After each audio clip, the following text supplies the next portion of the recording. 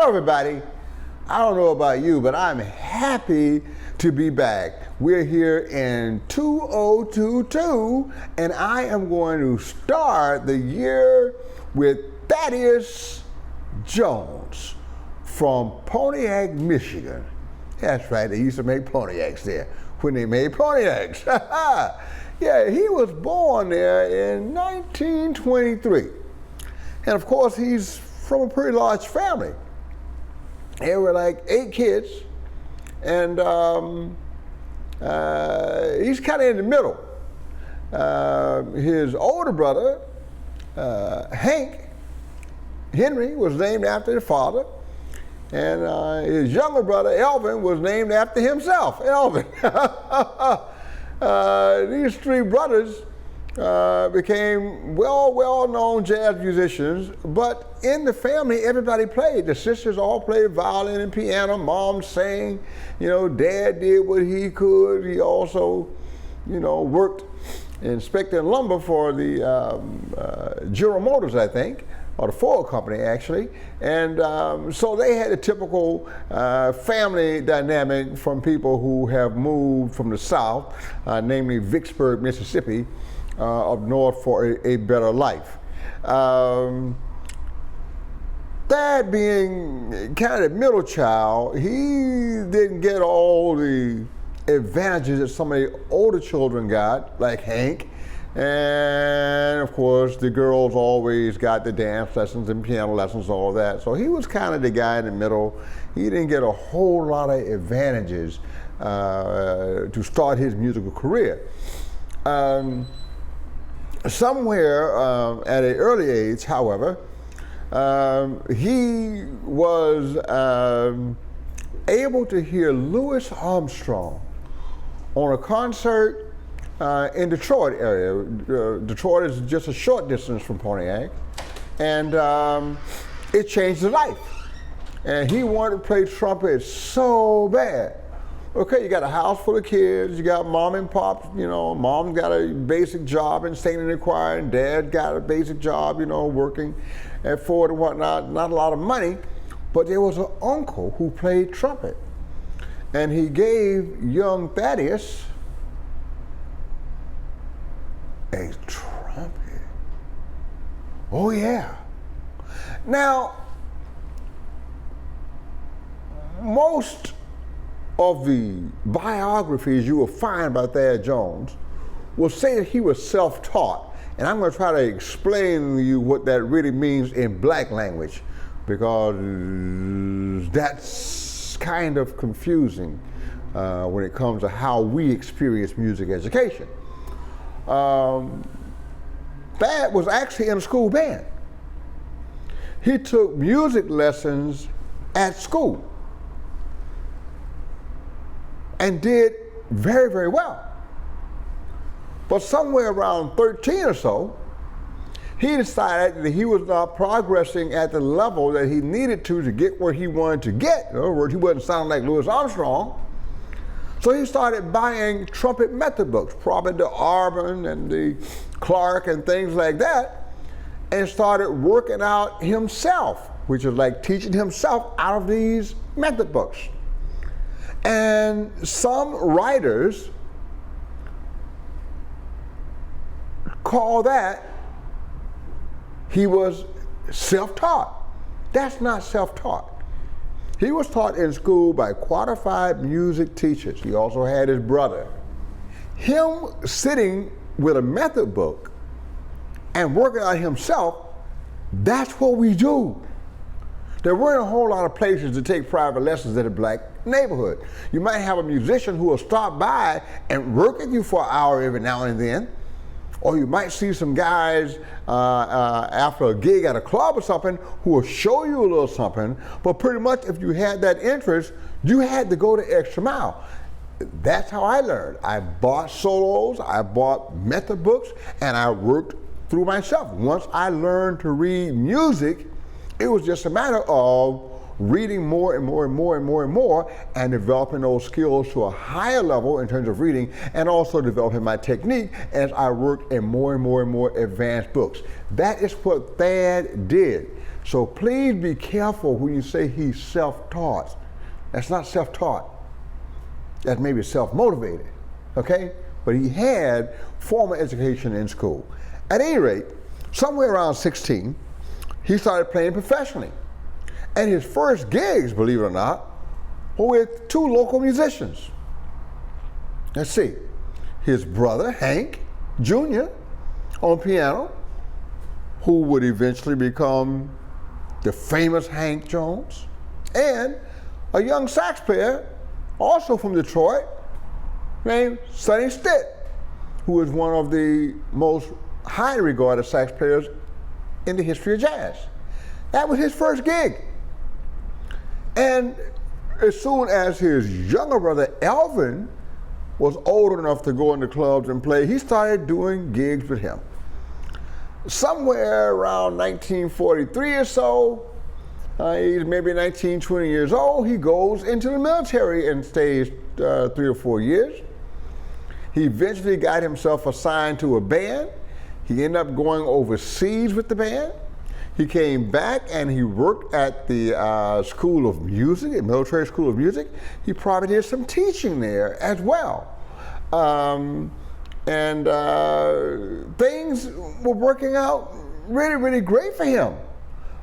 He came back somewhere around 46 or so, and while he was in the military on stateside, he was working in Des Moines, Iowa, and Oklahoma City and things like that. And once he got out of the military, he continued to work in those areas, particularly Omaha City, where he worked in a band, and the leader of the band died suddenly at 26 years of age. And Thad took over that band. And he ran that band for 2 or 3 years until his father got sick and he had returned to Michigan, because by that time, Hank, the older brother, had already gone to New York. So he goes back and he's playing. And what are you gonna do? Well, he starts playing local gigs and then some territory gigs and this and that. And then they discover this club that I'll be talking about later. It is called the Bluebird Inn. It was, as Pepper Adams said, 99.5% black. But Pepper Adams, who's a white guy who plays saxophone, said he was completely comfortable in and around that club. People were just there to hear jazz. Not many white folks came. Detroit was really pretty segregated, probably as much segregation there as it was in most of the Deep South. But some musicians, thank God for musicians, they blend and they work together. Pepper Adams says, yeah, it was 99%, 99.5% black, but I was comfortable. This club, the Bluebird Inn, had everybody coming through there. Miles Davis, Cannonball Adderley, all the big national Bird came through there. You know, it had started out just being a local bar, but over time, as the music evolved and went from swing, where you needed to have a big club and a dance floor, to bebop, where you just had people listening, the size of the Bluebird was ideal for bebop. And so it became an establishment for modern jazz. Well, guess what? That's where Thad Jones played for about 2 or 3 years. So everybody that came through there knew Thad, and he knew them. And so now you got this networking, you got this reputation happening, his stock is going up, and he's playing with his brother. And he's playing with other young Detroit musicians who are gonna be the next generation of great jazz musicians, like Tommy Flanagan on piano, and Kenny Burrell on guitar, and Sonny Stitt and so many others, and eventually Paul Chambers. It was a really, really hip scene in Detroit. Miles actually lived there for a while and played the Bluebird as well. Barry Harris was there playing piano, because once Hank Jones moved away from Detroit, The piano chair went to people like Barry Harris, because after all, Tommy Flanagan was going as well. So he did that for a while, and then he got this break. The Count Basie Orchestra was looking for a trumpet player. Thad became its most celebrated trumpet soloist. Matter of fact, he is regarded as one of the finest trumpet soloists of all time. He didn't do so much with small combos, although he did that work, but what he did with big bands, particularly the Basie band, which he stayed with from 54, I think, to about 63. And he also was writing, composing, arranging, because he had started doing that at the Bluebird. Yeah. So those skills he picked up at the Bluebird and those experiences, they worked really well for him with the Count Basie Orchestra. And he was writing some of the greatest tunes, he was playing some of the greatest solos, and to be honest, when the band went to England to play at the command of the Queen, he wrote Her Royal Majesty, a piece specifically for the Queen, and it was performed there. And so Thad is really becoming famous as this great composer. And he is also doing his own thing. He is releasing his own records, not on big labels, but say the debut label, which was run by Mingus for the most part. And so he had his own thing going, playing in little combos here and there and all of that.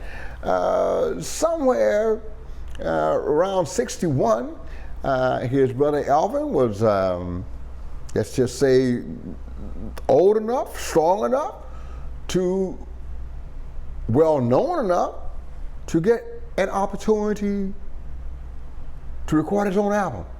And when he did, he had Thad as the music director, who got a couple of Franks, Frank West and Frank Foster from the Basie band, to come in as the horn section and record Elvin Jones' first album that is simply called Elvin.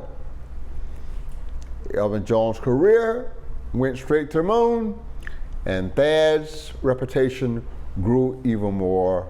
Shortly thereafter, Thad wanted to do more writing, was tired of the road, so he left the Basie band.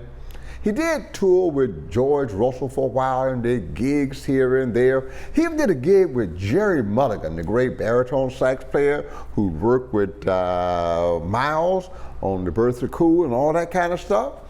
And the significance of that relationship was he met a drummer named Mel Lewis. We're going to table that for a minute. We're going to come back to that in a minute. So he continues to record and do these things with all of these local musicians. He recorded an album called the Motor City Scene. He did it with Detroit musicians. Flanagan, Kenny, PC, you know. He was very proud of his Detroit heritage and very, very proud of all the musicians he'd grown up with who had turned out to be such wonderful musicians on an international scale. Somewhere around 1965, that acquaintance he had made with Mel Lewis a few years earlier turned into a series of jam sessions with studio musicians around New York. And eventually the Village Vanguard. And eventually it became organized into a big band and became really, really popular. And before you know it, you had the beginnings of the Thad Jones Mel Lewis Orchestra, or as I call it, the Thad Jones Mel Lewis Big Band. Now, let me tell you about this big band. Starting soon after they were inaugurated, 65 or so, they won 7 Grammys for their recordings. And they won 6 Big Band of the Year awards from Downbeat magazine consecutively. This period of time was dominated by the Thad Jones Mel Lewis Jazz Orchestra, and that all came about because Mel Lewis was introduced to Thad Jones by Jerry Mulligan in a recording session and some gigs a few years before. This thing was going like gangbusters, and it went crazy for like 12 years. At the height of this success, Thad suddenly moved to Europe, left America, moved to Copenhagen, Denmark. A lot of guesses as to why. Well, there were a lot of American musicians, American black musicians, who had moved to Europe. Most of them did so because they were running from this overt racism. And I have no doubt that that was probably part of the reason that Thad left. The other thing was Thad had been traveling internationally for a while, and it's amazing that almost as soon as he got to Copenhagen, he married a Danish woman named Lis, who is the mother of his son, Thad Jones Jr. So as my son who traveled on the road says, man, when you're out there, you meet some intoxicated women, and maybe that's what happened to Thad. He met this woman and went, you know what? Nothing else matters. And so he moved to Copenhagen, and he immediately reestablished himself by writing for and recording and directing the Danish Radio Music Orchestra and turning it into the top jazz orchestra in Europe, using both American expatriates and European musicians. And he did that right up until 1985. When Count Basie on his deathbed asked him to come back to America to lead the Count Basie Orchestra because he felt he was facing his own mortality. Basie died in '85. Thad came back and wrote and recorded and led the band on several tours. He was sick. He had cancer, and there came a point at which he could no longer do the road. And at that point, the band was turned over to Frank Foster, and Thad returned to Copenhagen, where a year or so later, a few months later, he died in the company of his wife and son in Copenhagen. And a street was named in his honor because he was accepted as a distinguished resident of Copenhagen. This is the life of Thad Jones. Everything he touched turned to gold. His arrangements and compositions are some of the hardest things to play because of the intricacies of the harmonies, the textures, the colors, and the inner moving lines that he is able to put to paper. Try to bring it from paper to your ear is a different story. We need to hear more Thad Jones. If there are any band records out there listening, if you want a challenge, go jump on some Thad Jones, any of it. Even For You, a very simple ballad he wrote that was recorded by the Count Basie Orchestra and the Duke Ellington Orchestra on a recording that they both played together for the first and only time. For You is there. It's very simple, hymn-like, but I mean those textures have to be exactly right, because Thad was all about the beauty, the textures, the colors, the romanticism, the integrity of this music. he loved, and I love, and you all love, that we call jazz. Thank you very much. I hope you've enjoyed this little talk about one of my favorite musicians and most certainly my favorite composer, Mr. Thaddeus Jones. Thank you.